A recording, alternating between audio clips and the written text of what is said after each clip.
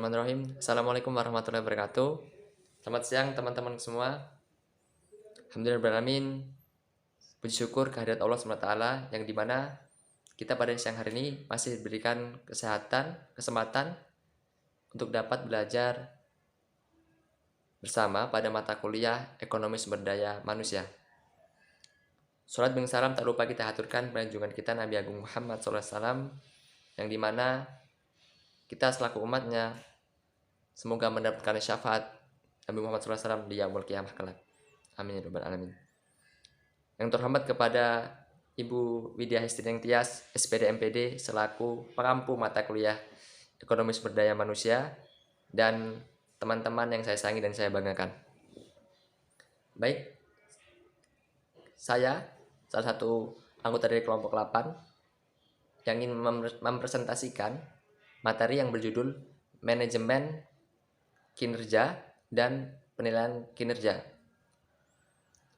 Sebelumnya, saya ingin memperkenalkan tim saya, yakni ada Nadia dengan NPM 1813031055. Kemudian ada saya sendiri, Angger yang di tengah, 1913031015. Kemudian ada Niputu Monik atau yang dikenal kita sering sebut Monik dengan NPM 1853031001. Baik, tujuan pembelajaran kita pada siang hari ini adalah yang pertama, mengetahui manajemen kinerja dan penilaian kinerja. Yang kedua, mengetahui kegunaan dan manfaatnya daripada manajemen kinerja dan penilaian kinerja. Kemudian standar kinerja. Kemudian ada metode dan pendekatan dalam proses penilaian karyawan. Baik, selanjutnya akan dipaparkan oleh saudari Nadia. Padanya dipersilakan.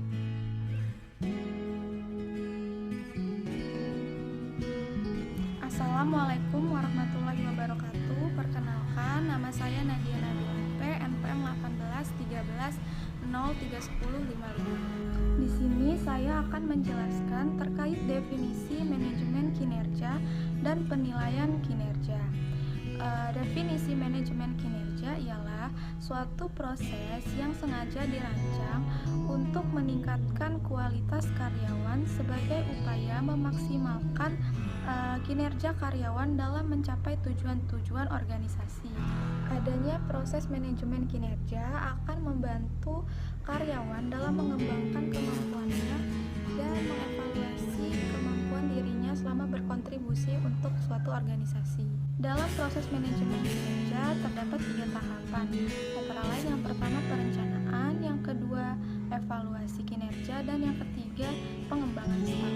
Nah, pada evaluasi kinerja ini erat kaitannya dengan penilaian kinerja.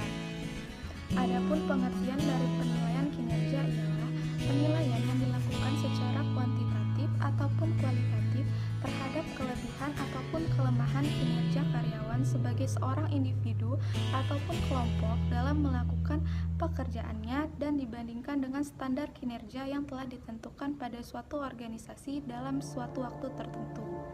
Penilaian kinerja ini biasanya dilakukan secara sistematis dan berkala oleh seorang manajer ataupun departemen sumber daya manusia dalam suatu organisasi. Yang selanjutnya yang akan saya bahas ialah manfaat dan kegunaan dari penilaian kinerja. Adapun manfaat dari penilaian kinerja ialah untuk mengetahui prestasi yang lebih tinggi dari para karyawan, motivasi kerja yang dimiliki karyawan, dan sebagai pengembangan karyawan untuk lebih meningkatkan kemampuan dari dalam dirinya. Adapun manfaat-manfaat lainnya, yang pertama pengambilan keputusan, yang kedua sebagai penilaian prestasi kinerja karyawan, lalu yang ketiga mengevaluasi efektivitas seluruh kegiatan, yang keempat mengevaluasi program latihan yang dijadwalkan secara berkala, yang kelima sebagai indikator dalam perancangan pelatihan selanjutnya, yang keenam sebagai observasi perilaku dari karyawan, yang ketujuh sebagai seleksi dan penempatan karyawan, dan yang terakhir yaitu sebagai upaya mengembangkan kecakapan seorang karyawan. kita pada standar kinerja. Standar kinerja merupakan acuan yang harus dicapai oleh karyawan, baik individu atau kelompok, pada semua indikator kinerjanya. Yang pertama itu ada standar fisik. Hal ini berkaitan dengan pekerjaan operasional yang menghasilkan produk atau jasa menggunakan bahan baku dan tenaga kerja, baik secara kuantitatif dan kualitatif. Yang kedua ada standar biaya. Yang dimaksud adalah nilai moneter atau biaya terhadap suatu aktivitas operasi perusahaan. Yang ketiga ada standar modal. Hal ini berkaitan dengan variasi standar biaya, perbedaannya terletak pada investasi sebagai modal. Yang keempat ada standar pendapatan. Hal ini berkaitan dengan pengukuran moneter terhadap tingkat penjualan. Yang kelima ada standar program. Yang dimaksud adalah standar program dalam hal pengembangan baik kualitas karyawan dan produk. Yang keenam ada standar tak nyata. Standar tak nyata yang dimaksud adalah berkaitan pentingnya hubungan antar manusia dalam mengukur suatu keberhasilan. Yang ketujuh, standar sasaran. Hal ini berkaitan dengan kecenderungan dalam mencatatkan tujuan baik secara kuantitatif maupun kualitatif. Baik, selanjutnya akan disampaikan oleh Saudari Monik. Ada yang silakan.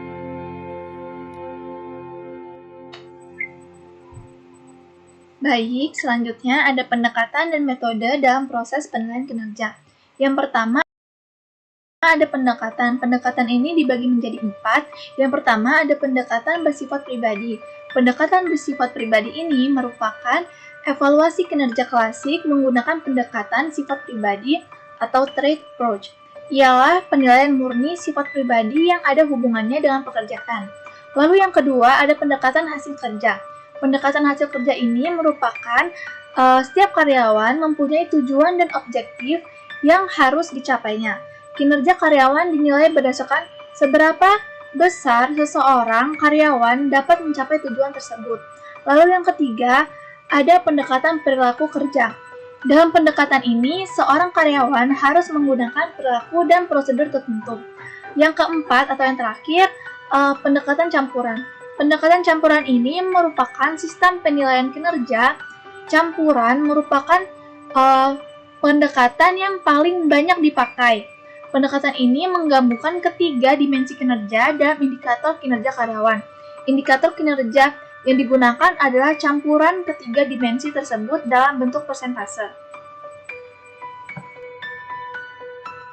Selanjutnya, ada beberapa metode pendekatan penilaian kinerja. Yang pertama, ada metode penilaian umpan balik 360 derajat. Metode ini meliputi masukan evaluasi dari banyak level dalam perusahaan, sebagaimana pula dari sumber-sumber eksternal. Lalu yang kedua, ada rating scales, penilaian kinerja pegawai dengan menggunakan skala untuk mengatur atau mengukur faktor-faktor kinerja atau performance factor. Misalnya dalam mengukur tingkat inisiatif dan tanggung jawab pegawai. Lalu yang ketiga ada critical incidents. Dalam metode ini, penilai harus menyimpan catatan tertulis tentang tindakan-tindakan atau perilaku kerja yang sangat positif dari perilaku pekerja. Lalu yang keempat ada essay. Essay ini merupakan evaluator menulis deskripsi mengenai kekuatan kelemahan karyawan, kinerjanya pada masa lalu, potensinya, dan memberikan saran-saran untuk pengembangan pekerja tersebut. Lalu yang kelima ada work standard. Work standard ini merupakan metode dalam membandingkan kinerja setiap karyawan dengan standar yang telah ditetapkan sebelumnya. Lalu yang keenam ada ranking. Ranking ini merupakan penilai menempatkan seluruh pekerja dalam satu kelompok sesuai dengan peringkat yang disusun berdasarkan kinerja secara keseluruhan. Lalu yang ketujuh ada force distribution. Penilai harus memasukkan individu dari kelompok kerja ke dalam sejumlah kategori yang serupa dengan sebuah distribusi frekuensi normal. Lalu yang kedelapan ada behavioral anchored rating scales atau BARS. BARS ini merupakan evaluator menilai pegawai berdasarkan beberapa jenis perilaku kerja yang mencerminkan dimensi kinerja dan membuat skalanya. Misalnya penilaian pelayanan pelanggan. Lalu yang kesembilan ada sistem berbasis hasil atau result-based system. Dalam sistem tersebut, sebuah evaluasi berfokus pada seberapa baik karyawan mencapai tujuan tersebut.